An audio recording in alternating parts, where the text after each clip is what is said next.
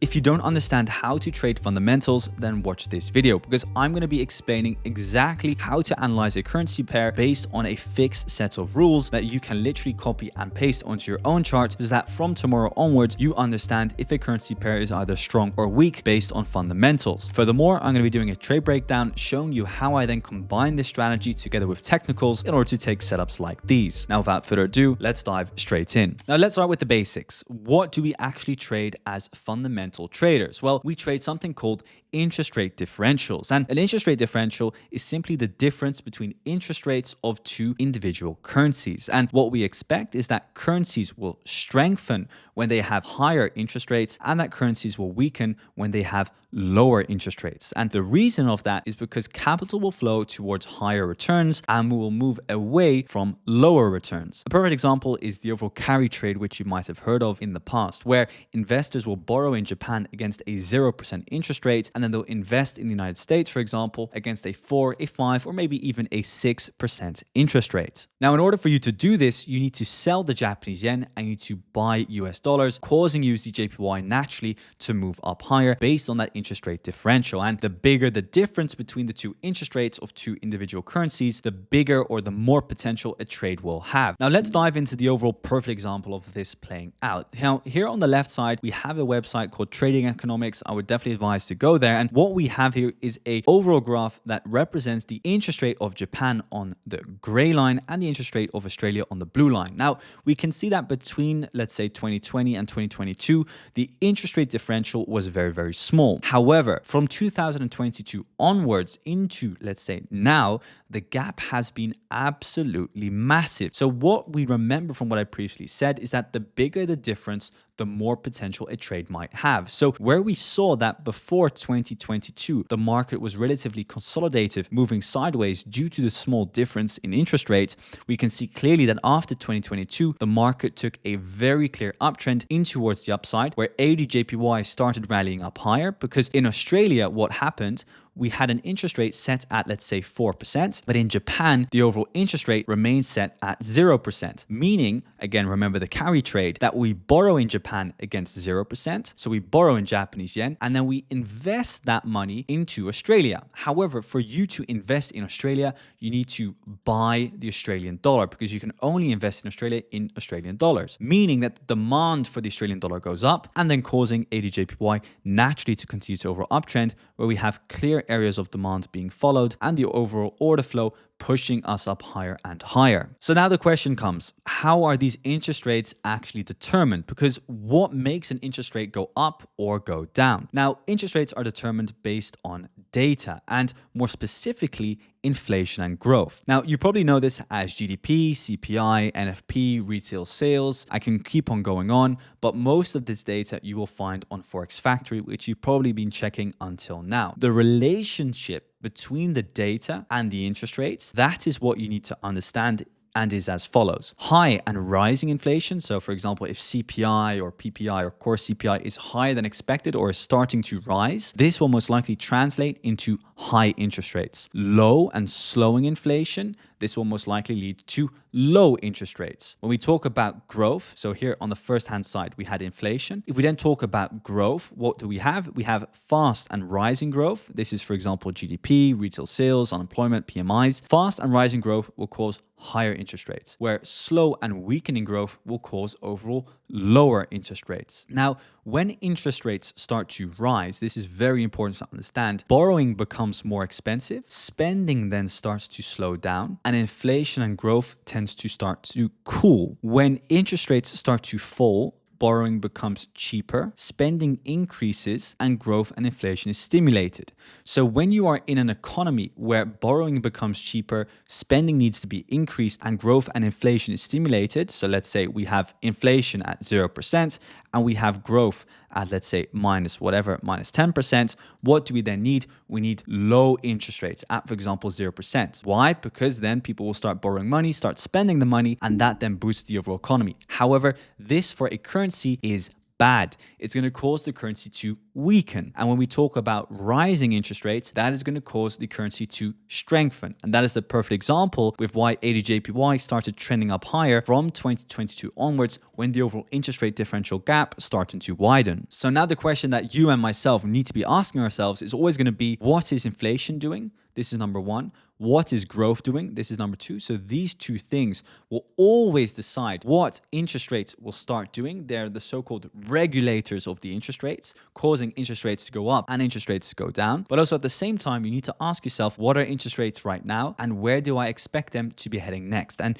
this here might be the most important question that you're going to be asking yourself, because the market moves from point A towards point B based on expectations, not on what the current difference is. Because if we look back at the overall chart that we had here on AUDJPY, you can see that the overall market already started reversing here back in, and if I make this image larger, that the market already started moving back in 2020, whilst the gap only started widening here in 2022, meaning that the market at the time started moving based on the interest rate expectation, meaning that the interest rate was expected to be higher somewhere in the near future. And this is what I mean with that expectations will drive the market from point A towards point B. Now we're here on the charts on AUDJPY, and what I'm going to show you now is how we can actually translate these fundamentals into an actual trade idea that I executed myself in order to get all of those consistent results and those actual payouts and max allocation with these different prop firms. Now, before I actually even look for the overall technical setup, what I'll always do is I'll dive into the overall articles that I can find online,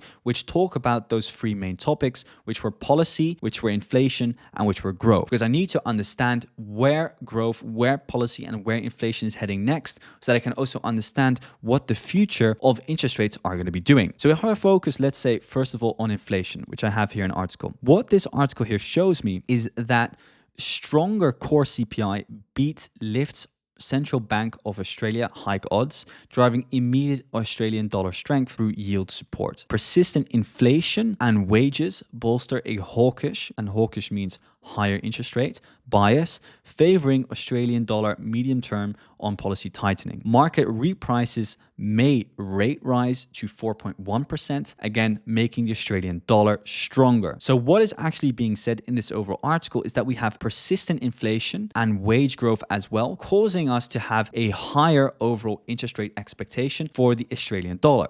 So, okay, what we understand here is that inflation is strong. So now what I need you to remember, what we discussed, is that when we have high or rising inflation, we need higher overall interest rates, which is bullish for a currency. So now let's dive into the next one, which is about growth and inflation. So what we see in this article here is that we have strong Australian jobs data reinforcing a hawkish, again, higher overall interest rate expectation, boosting the Australian dollar carry appeal. Remember what I also mentioned about the carry trade, that a higher interest rate currency is always very interesting to put your capital in towards, because it gives you a higher overall yield. So what you want to be looking for is a currency where we indeed see high inflation, where we see high growth, so high overall expected interest rates. And then on the other side, we're looking for a currency with a lower interest rate, such as, for example, the Japanese yen. Now, diving into the next one, which we have here, is about policy. So what we, for example, see here is that the Central Bank of Australia is hawkish, prompting asset managers to go long on the Australian dollar, boosting it via, again, interest rate differentials over the medium term. So we can also see that indeed asset managers are overall long on the Australian dollar. So if we then dive into the last article, which is also about policy, and this is more on the Japanese yen side of things. So we can see here is that Prime Minister Takashi of Japan is anti-hike stance,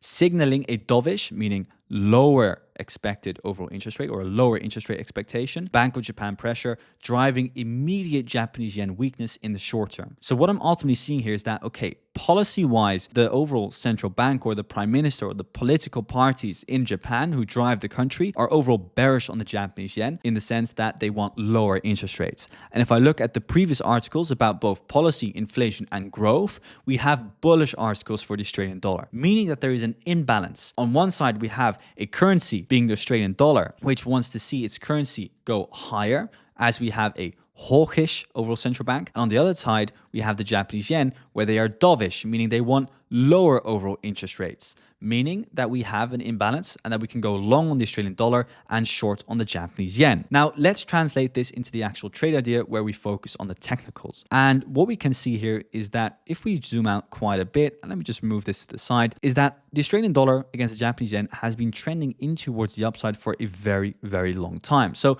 what we're simply doing here is just trying to play in on the overall trend that we have in towards the upside. So the overall strategy that I use in combination with technicals is very, very simple. What I'm simply looking for is a break of structure into the upside, and I'm looking for a strong impulse. Now, what I have here is a very strong impulse in towards the upside. Obviously, there's some pullbacks within that overall impulse, but the idea still stands that we have a strong impulse in towards the highs. Within that overall impulse, I'll then identify liquidity. That's the next step. Liquidity for me is those overall pullbacks within the impulse in towards the highs. And underneath those lows, that's where I expect there to be liquidity. So underneath this low here and underneath this low here, that is where I expect it to be liquidity from where I want to be looking for a long position. Now, step number 3 is drawing in my overall premium versus discount tool. And what I simply want to see is that the market retraces into discount pricing below the overall 0.5 fib, as we also, for example, have over here. Now, based on the overall fundamentals and how I apply fundamentals is mostly from a swing trading perspective. It doesn't really make sense to do this on the 50-minute time frame. But what I do on a higher time frame perspective is then enter on the first liquidity low with my stop loss underneath the next liquidity low. Let's say there was not a next liquidity low, then I would just place my stop loss underneath the overall swing low. Now, let's say that overall low here would be liquidated. I would then re-enter another position. In this particular case, that is not needed because as we can see in the future,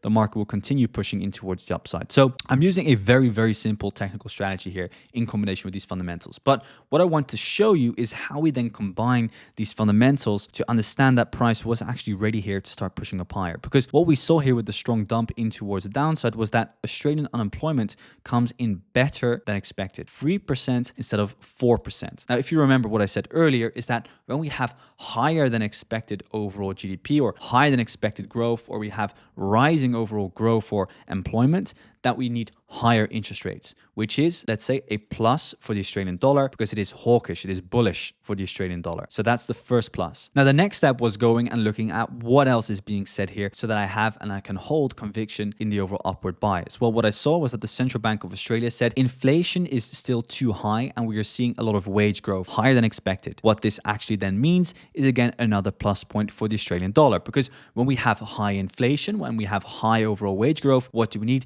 We need high interest rates, as this will cool down the economy as borrowing becomes more expensive and people are less likely to borrow money and then start spending it on, for example, buying a house, buying a car, buying a boat, and whatever large purchases they might do, which in turn will again make the economy more hot or boost the economy. Now, then we saw the overall reversal start to take place. We saw as well an internal market structure shift here in towards the highs. We even saw a double market structure shift here in towards the highs. That's then ultimately a moment where you could, for example, look for a skill in position with your stop loss underneath market structure, which was their position, and target a new higher high. And then what we saw here was that Japan said higher interest rates will damage our economy and cause problems. Again, reinforcing my trade idea and ensuring it's good to remain in that overall position in towards the upside. And then what we had here on the 1st of March over the weekend was the Middle East conflict with the bombing of Israel and all of the Gulf countries. This is a little side note. An additional key point that you need to understand is that the market is also driven by geopolitics. This is kind of like an outsider of those three main things, which are policy, growth, and inflation, which you also need to keep an eye on, which is geopolitics. And all you simply need to understand is that when tensions rise, Swiss, Japanese yen, US dollar, gold, and oil will go up. And when peace and happiness are driving the markets, we see the Australian dollar, New Zealand dollar, Canadian dollar, and Bitcoin risk on assets, for example, start to rise. That's why over the weekend, we saw a large overall downside wick because the Japanese yen became stronger over the weekend. However, geopolitics will cause these small, let's say, inefficiencies or pullbacks to take place towards points of liquidity or towards points of demand, because as we can see here, the market just retraced back towards a demand zone over the weekend with that wick, but that the actual persistent trend into a direction, that will happen based on central bank policy and what is being said about growth, inflation, and policy. So with that said, this is the fundamental strategy that I apply to the charts every single time in order to take these kind of positions on the 4-hour time frame. Now, if you enjoyed this video, make sure to leave a like and subscribe to the channel. Also, let me know if you would like to see more of these videos, and I want to thank you for watching and see you in the next one. Thanks.